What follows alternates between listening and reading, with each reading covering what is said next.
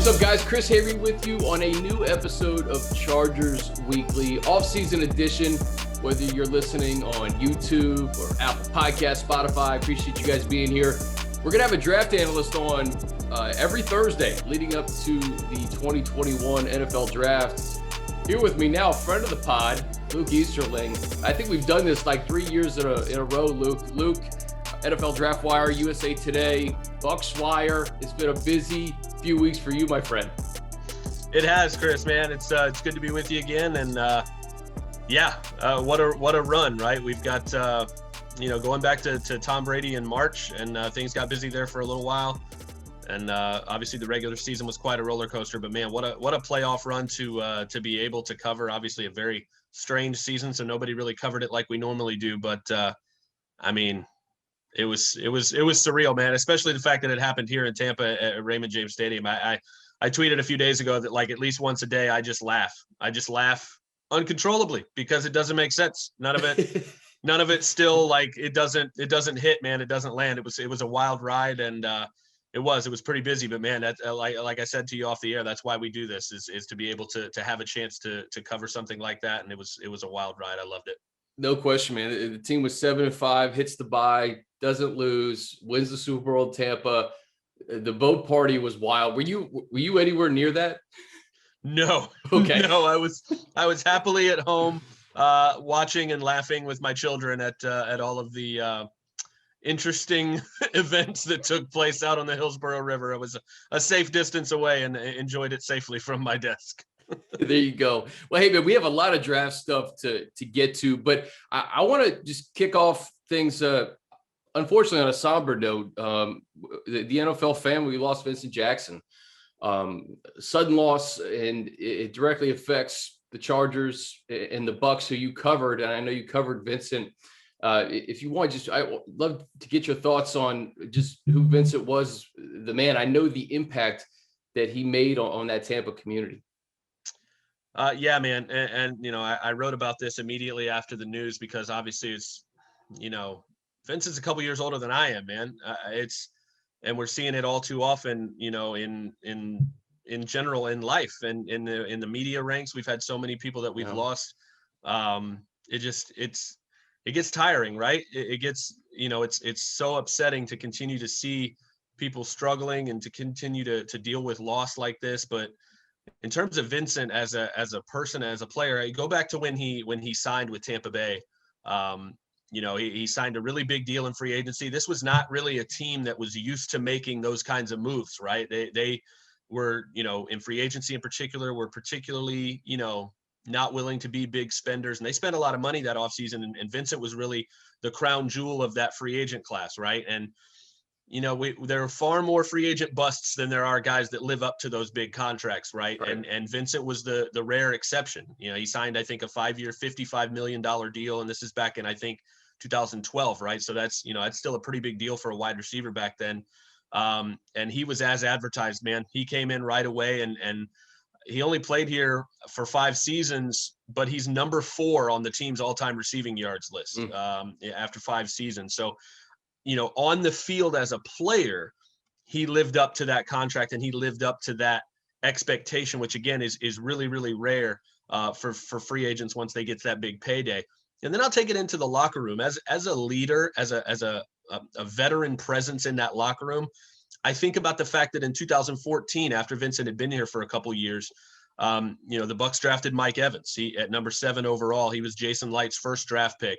And here comes a big 6'5", 230-pound, athletic pass catcher joining a locker room that already had a guy in Vincent who had a very similar skill set, but had that experience and that leadership and the kind of person he was to take Mike under his wing. And I think Mike would probably be the first person to tell you that, Mike Evans is probably not standing here as the only player in NFL history to start his career with 7 1,000-yard seasons, and he's not putting up double-digit touchdowns every year if he doesn't have those few years with Vincent Jackson to kind of show him how to be a professional, how to go about things in the right way.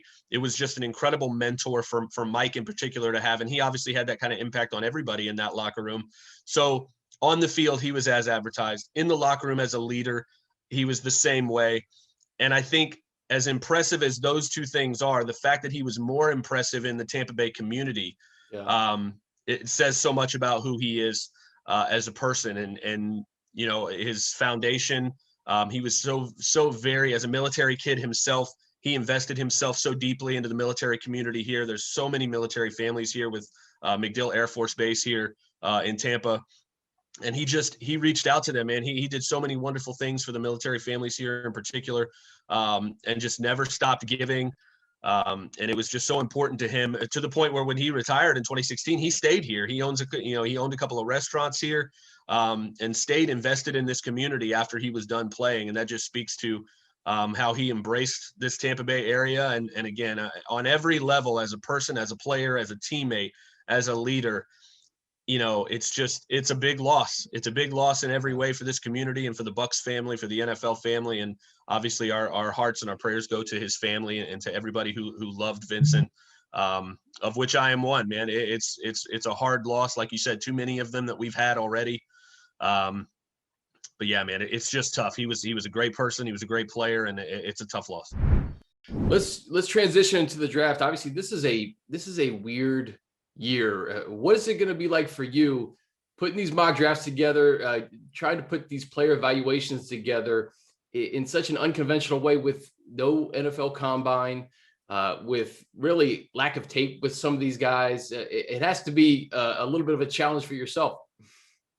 Yeah, I think, you know, and that challenge is going to be mirrored across the league, I think, as these teams are trying to go through their processes, because last year we had a little bit of a difference, right? You know, we had already had the combine before things, you know, in terms of COVID-19 really started to shut down, and travel and pro days were impacted and private workouts started to be impacted. But you had, you know, a full season of film from the year before at worst, right?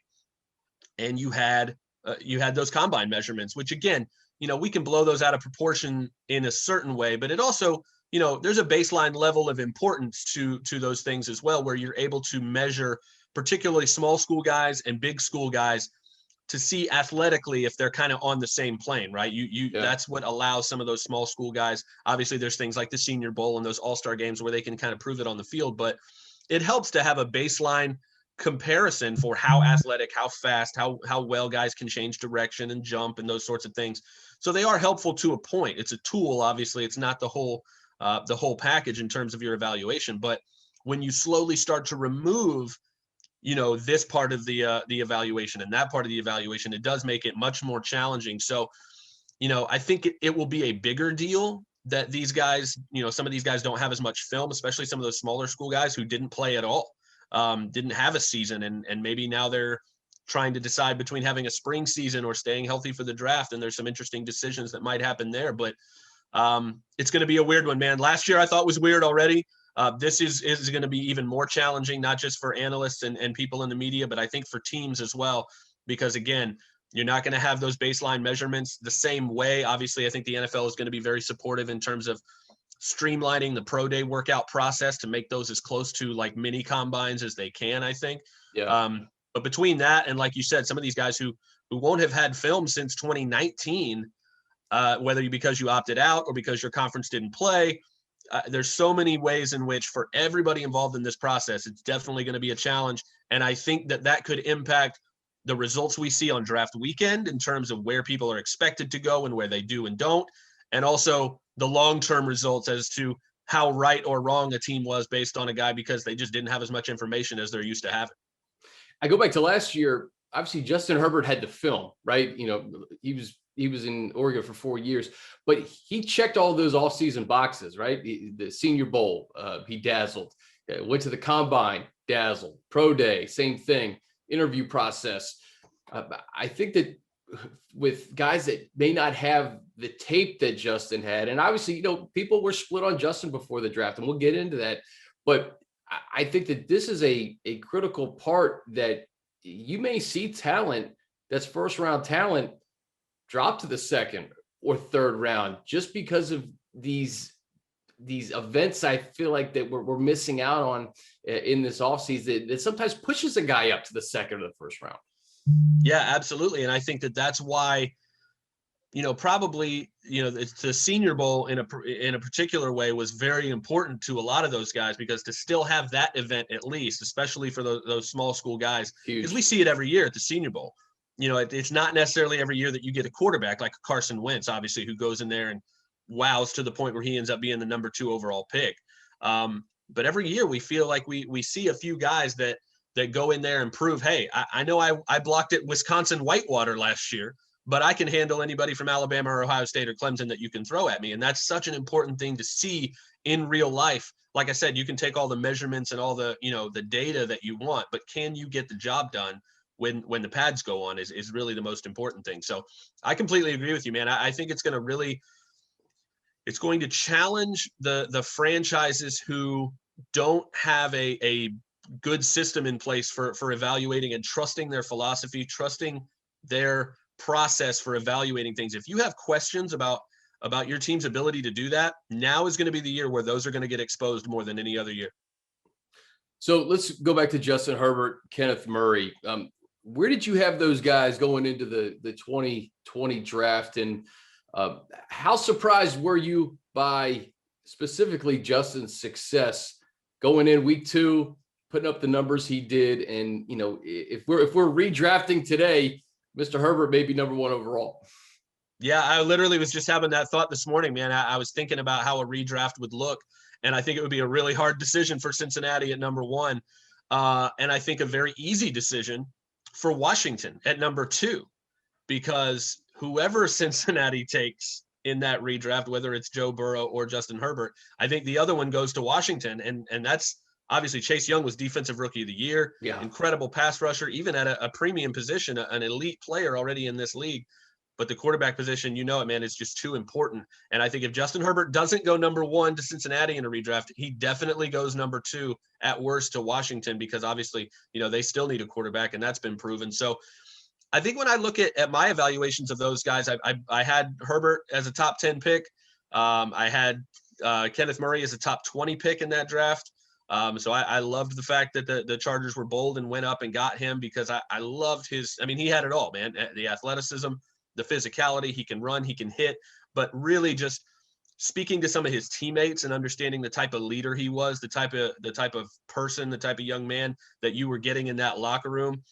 There's a reason the Chargers, I think, made that type of move up the ladder to get a guy like that. And that's because when you identify a special player, especially at that position, you got to have that guy that you can build around in the heart of your defense. And he's going to be there for a long time. He is absolutely that type of player. And that's kind of what I expected from him. Justin Herbert, man, he's the rare prospect, particularly at quarterback, where he was a better quarterback as a rookie in the NFL than he ever was in college. And that's just such an anomaly, right? Why do you think that was?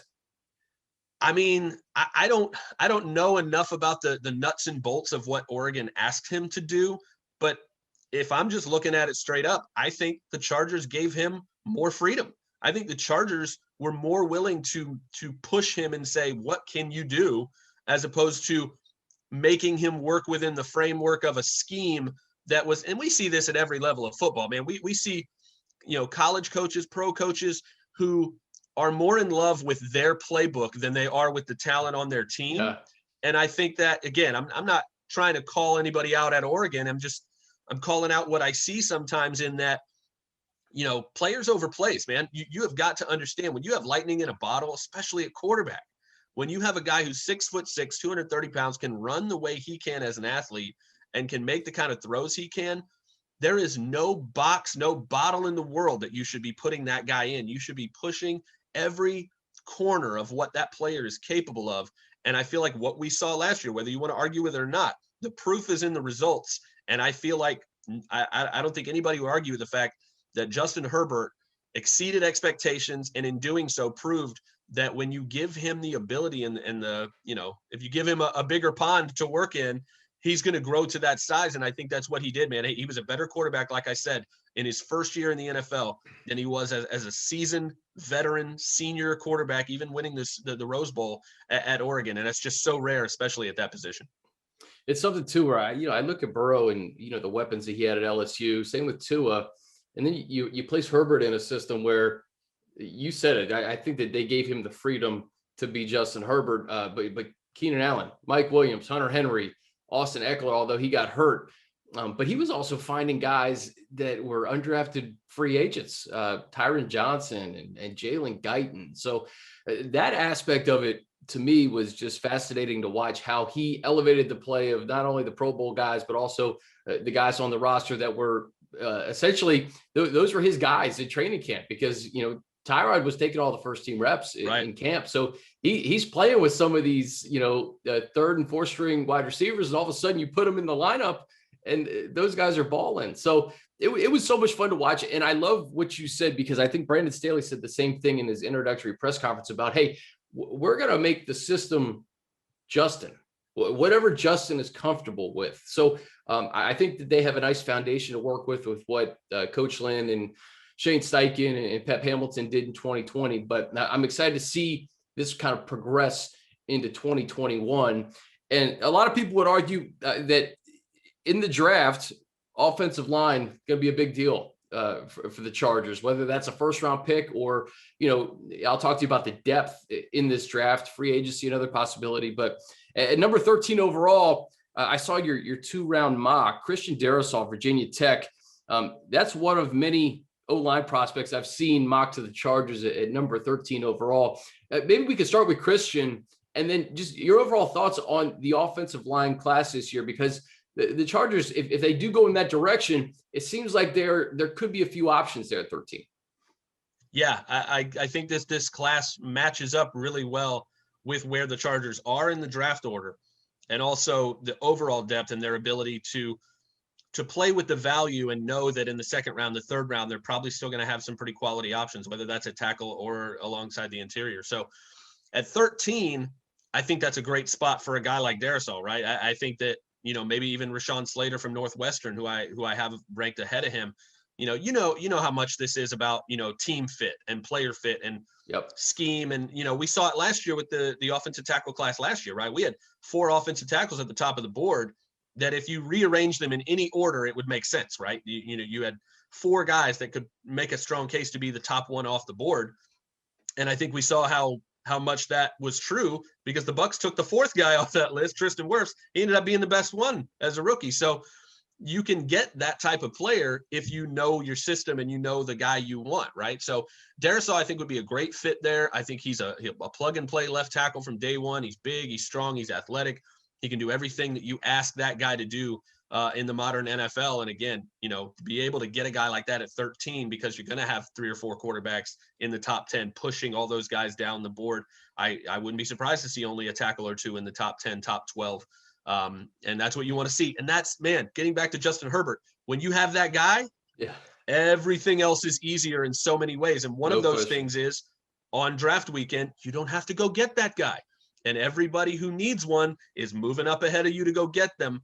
And that means all your offensive tackles and your pass rushers and your pass catchers, those guys are all moving down the board, and you don't have to worry about a quarterback because you've got your guy. So, and on the other side of the coin, what you mentioned with the depth of this offensive line class, it's a great position to be able to say, maybe a special player falls to us at 13. Maybe we really like Jalen Waddle.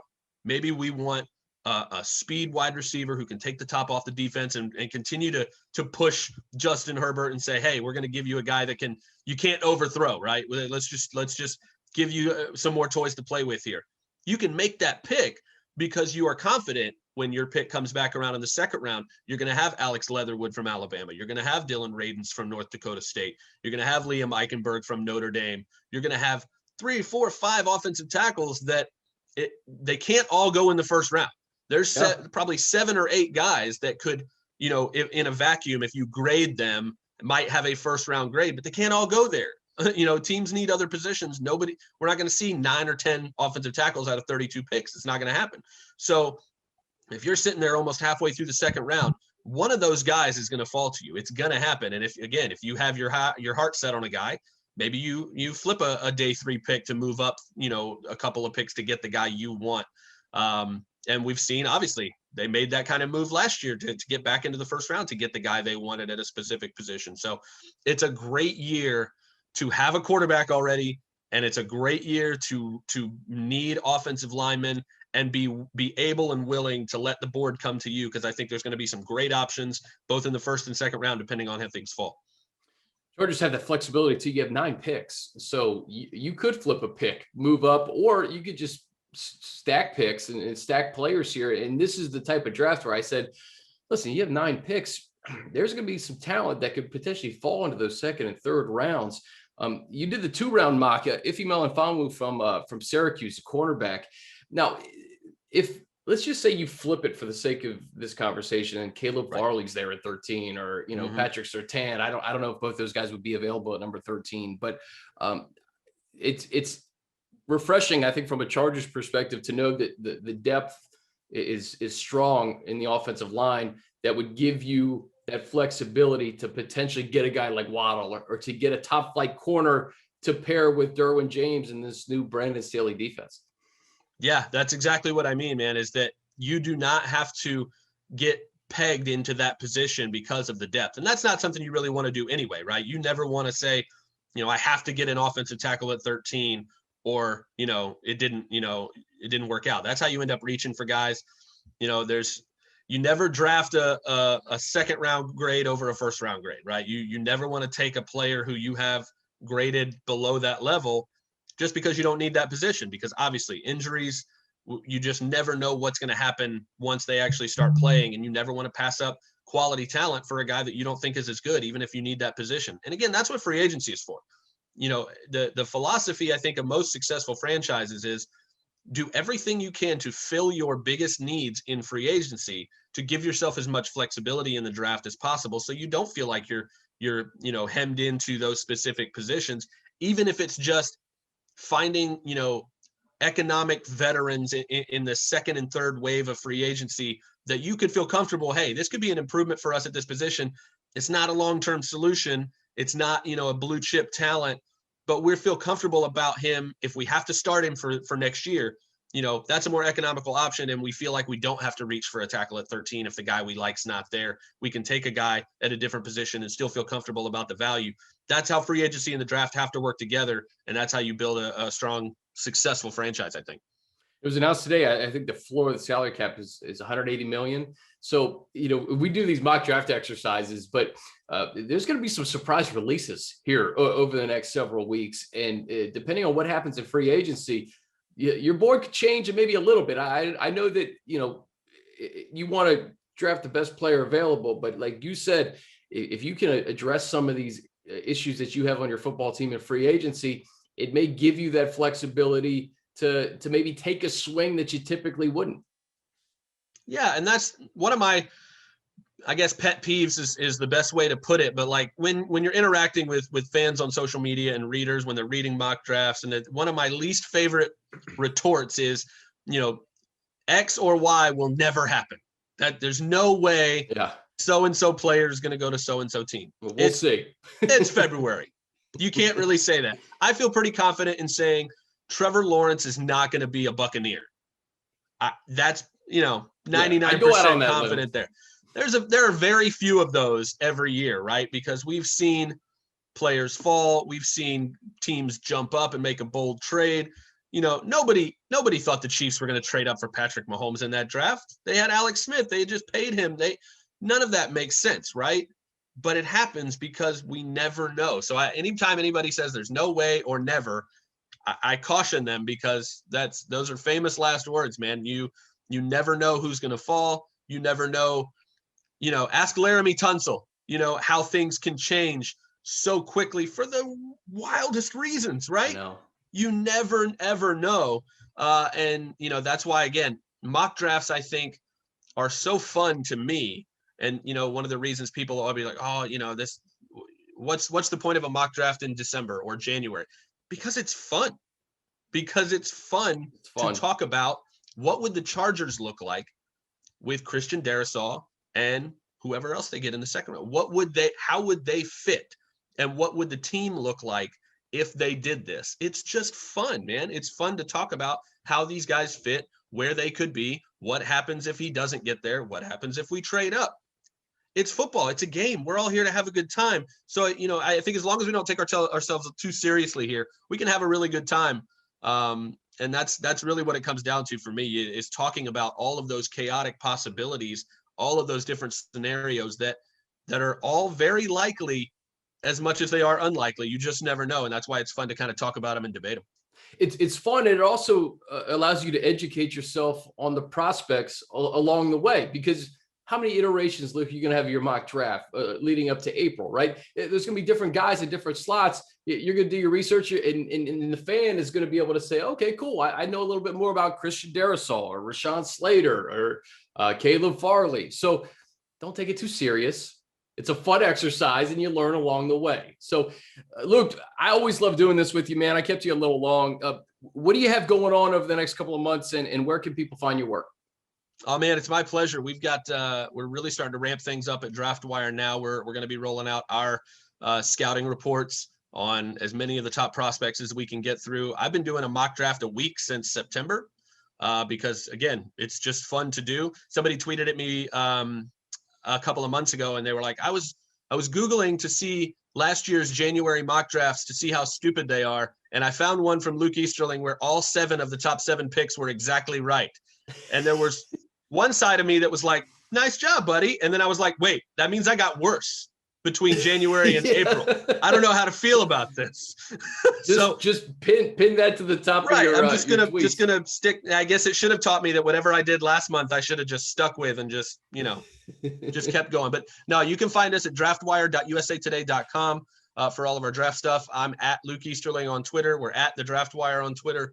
But man, mock drafts, I'm rolling through my positional rankings. I'm updating all my positional rankings right now. I've done all the offense. We just started on defense. So we've got the edge guys out now. We'll have linebackers, corners, safeties coming out, interior defensive line over the next few days.